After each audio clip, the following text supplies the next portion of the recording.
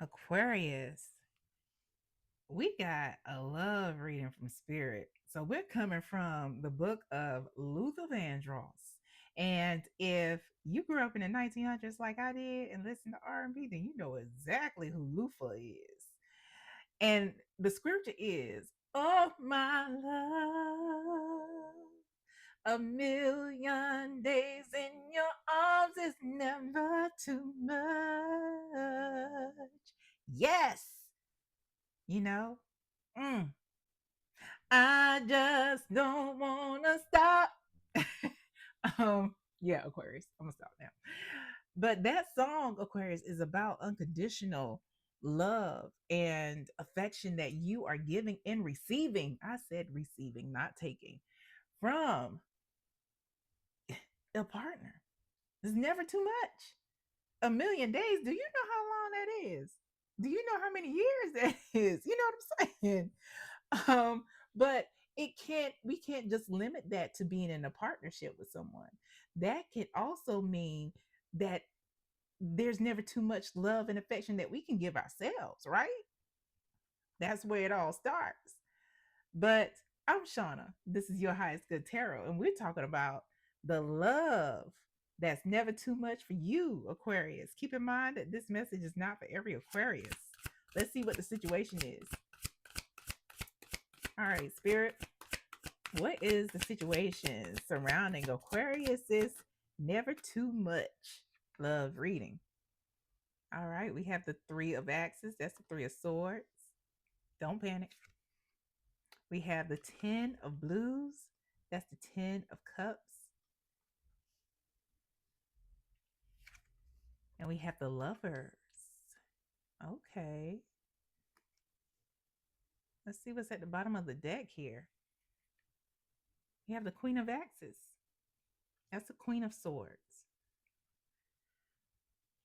All right. I'm going to put this to the side. We may need to clarify that. Ooh, I know. Behind that is death.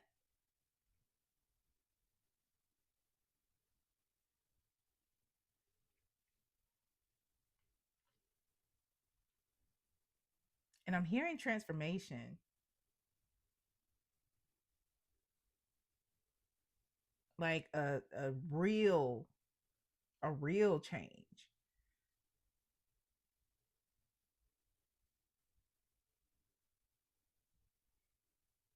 And this transformation is in you, because this Queen of Axes is presenting as you, regardless of your gender identity or biological sex, Aquarius. Hmm.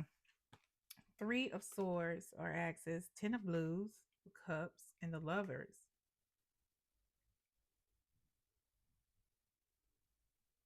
There's a lot of heartbreak surrounding your family, a lot of disappointment. And maybe you grew up in a household where there may have been a lot of chaos,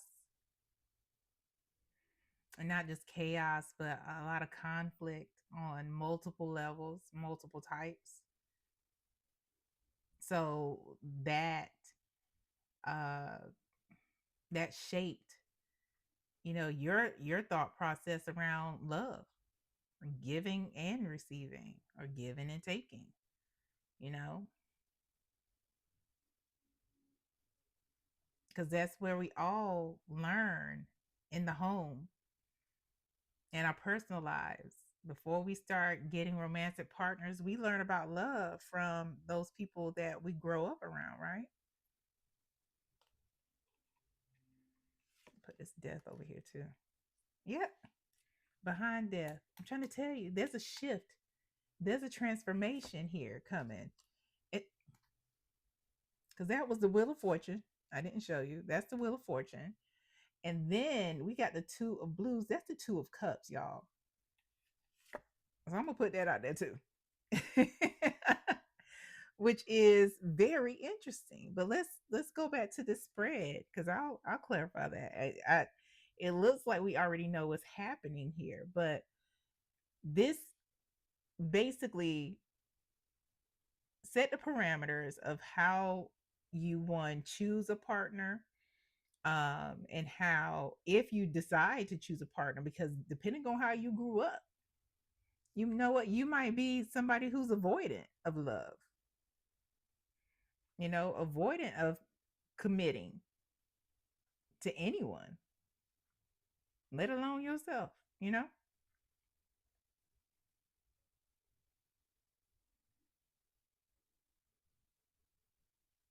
What else here? Let's clarify these over here. All because this is three. No, one, two, yeah, three major arcana that's out here. This is a major shift. How is this major shift coming about? That's what we want to know. Because that is what's bringing about that never too much love. We have the pawpaw or the emperor. We have the eight of roots or the eight of coins or pentacles. Ooh, and a chariot. Yo, Aquarius. Bottom of the deck is a 10 of jazz, a 10 of wands. There's some heavy lifting that you got to do. There's some heavy lifting to get this shift going. But it looks like is this an ancestor or, oh, you have this pawpaw. This is somebody who is a benevolent ancestor that may or may not had something to do with your rearing. A lot of times, most times when people transition over, everything is the bigger picture is seen. Things become so beyond 2020. Hindsight is 2020, but when you cross over, you could see, like, oh, it's a lot of old shit moments going on when people cross over. So this person may, have had something to do with your rearing, this pawpaw, this emperor here, or not. Maybe this person has just been walking with you your entire life. And whoever this beautiful soul is going to be the driving force in putting you on track. Not just on any track, but this is your divine path. This is that shift that puts you on the path to self-love, compassion, generosity, that path of you're never too much for yourself, because that's all where it starts. Oh, this is that shift.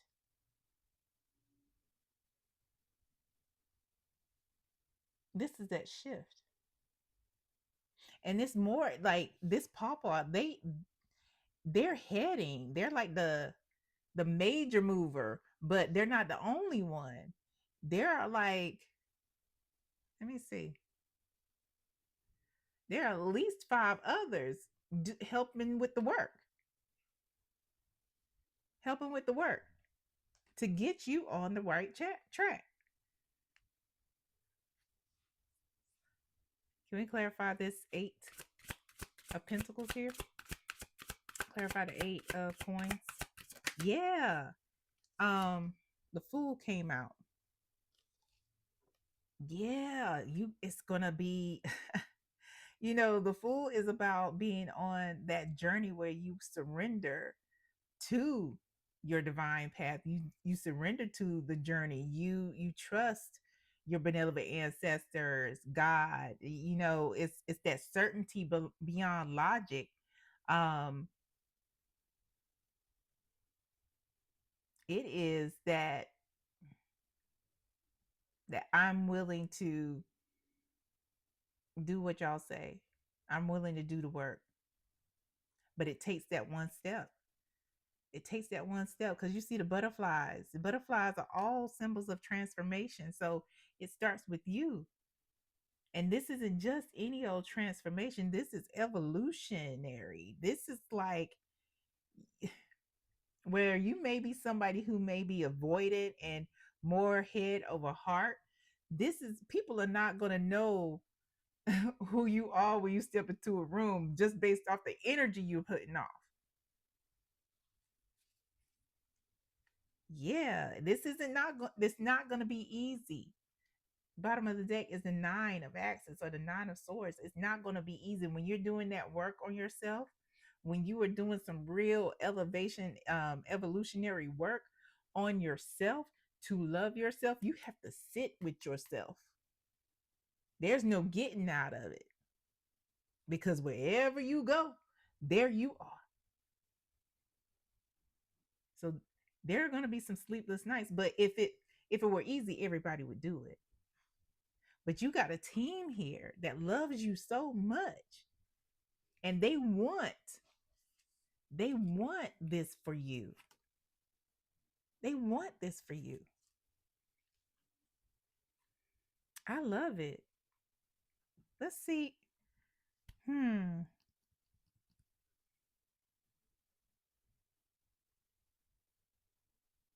Let's get the energy around these benevolent ancestors that are taking taking initiative to shift everything for you. You might like it, you might not, but it's definitely for your highest good. What's the energy surrounding these benevolent ancestors? What are their thoughts towards Aquarius? What are their thoughts towards Aquarius? I love, love, love this. Oh, that came up in reverse, but it's a good thing. I'm going to show you. But they know it, but it came up in reverse. What else? Okay. Let me show you what this card is, because that's what they sound like. Well, show them what the card is. Oh, okay. So it came out as avoidant. So they know that you're avoidant. But the fact that they like you're not trying to commit, you're that person. It's there's a fear around it that you'll end up like one of the parents that was in a relationship and it didn't turn out too great. That, it's they recognize that, they see that. But the fact that it came in reverse, they're not avoiding you, they are surrounding you, and they have their arms wide open like, we love you, we want the best for you, we want you to live the best Aquarius life, live it on the best timeline, and we will do what we need to do to help you get there. So that's what it means when it came in reverse. They're encompassing you, they're embracing you. What else? What else are the thoughts of their benevolent ancestor towards Aquarius? Other thoughts, any other thoughts surrounding them? Woo, nose itchy.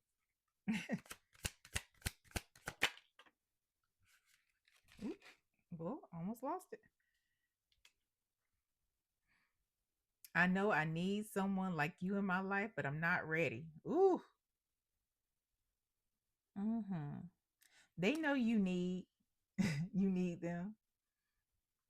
They know it. And they know you're not ready. However, however, dot ellipses. However, anything else, you better get ready. You better get ready. Yeah. I'm hearing it's inevitable. It's happening. Ooh. That snuck and turned over. Ego. Ego. Sometimes we got to turn it down. It's not that we're not supposed to have ego, because ego gets us to a certain space in life. It's a form of protection. But also when we get to a place where we recognize our wholeness and we are already in fulfillment, we can turn down the ego. They also know that you're not ready. It came up again. It says, I need time. Mm-mm. Yep. Better get ready. If you ain't ready, gotta get ready. Let's get the energy surrounding this Two of Cups relationship. This divinely aligned relationship. I love that. Oh, didn't I say thank you, Spirit? Place of wholeness. Both of you. It's not that two become one. It's that two become a whole new entity, a third one. Because two and one make three. So when y'all are together, y'all a whole new thing. There's you as the individuals, and then there's you as a couple, or however many people. So this is about also about confidence, not ego. There's those are two different things. This is about self-awareness. This is about knowing that you are perfectly imperfect and still whole. It doesn't take away from who you are. That doesn't mean that you're lacking in anything. Yes.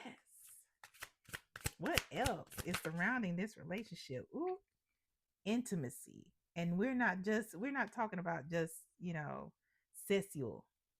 We are also talking about what real intimacy, which means vulnerability. It means sharing.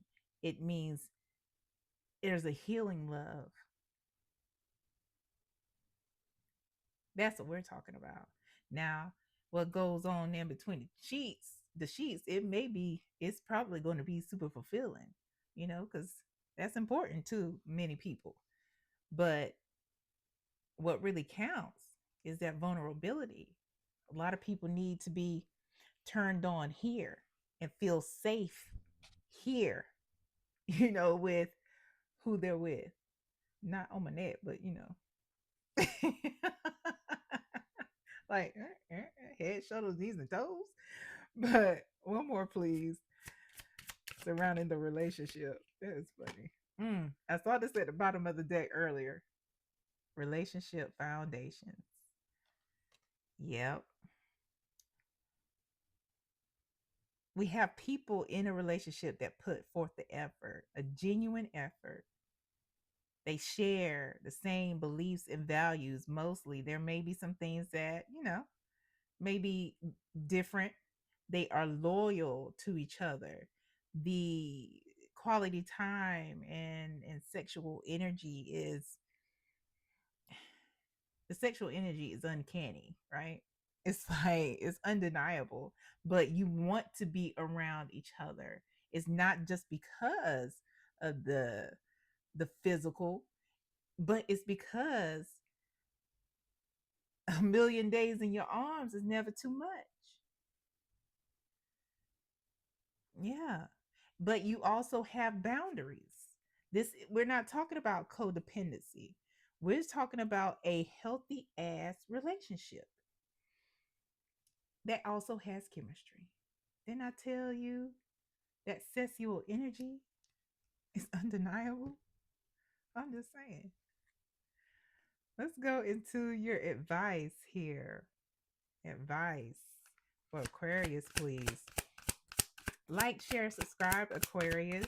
And if you would like a personal reading, there are multiple options available. Send me an email and I will email you back about those options and how to get the one that you want. All right, we have the Five of Swords here. And we have the King of Swords.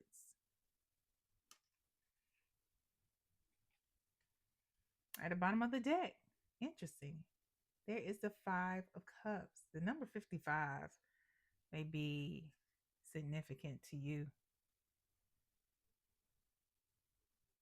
Hmm. This is one of those things where you have to be fair to yourself.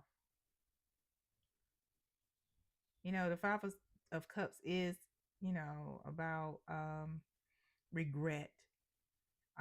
It is about distrust, and maybe even some self blame there. But there's no room for that. No room for that, because that is based on ego. That is based on a so although you may be sad about some things, blaming yourself or anyone else for decisions that you made, there's let go of the guilt and shame. Essentially, let go of the guilt and shame, because it does not serve you. It does not serve where you're going, because there is work to do. And again, the 5 of swords, not again, but the 5 of swords is all about um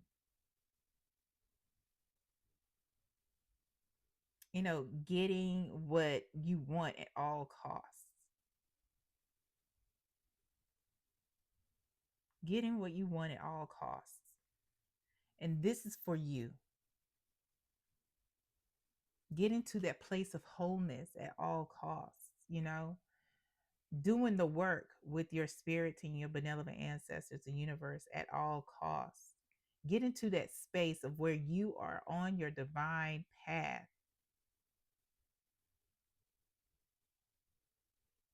at all costs.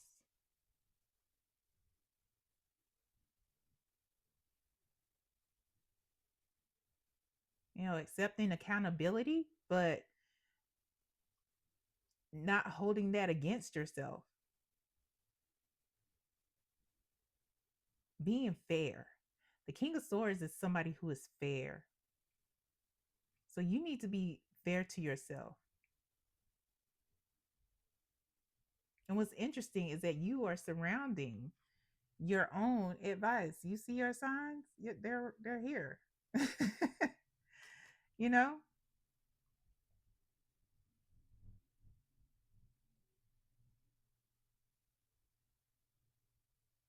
there are some clear things. There are things that you clearly want, and this is something.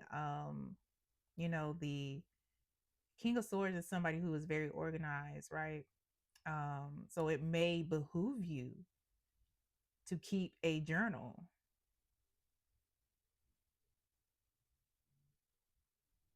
Make your thoughts known and your feelings known, as you can see your progression and see your growth. You can look back and see, where maybe you weren't so fair to yourself, or maybe you were.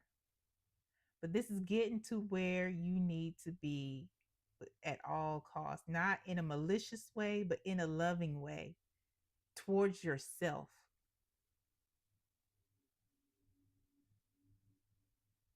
as well as others, like letting go of shit in love. Like, all right, cool. We not going back and forth. All right, cool. Don't mean I want to be around you. Cool. You know, as a matter of fact, and for some of you, maybe it's not even about letting go in love. It's like letting go with um with uh a disconnection from the emotions.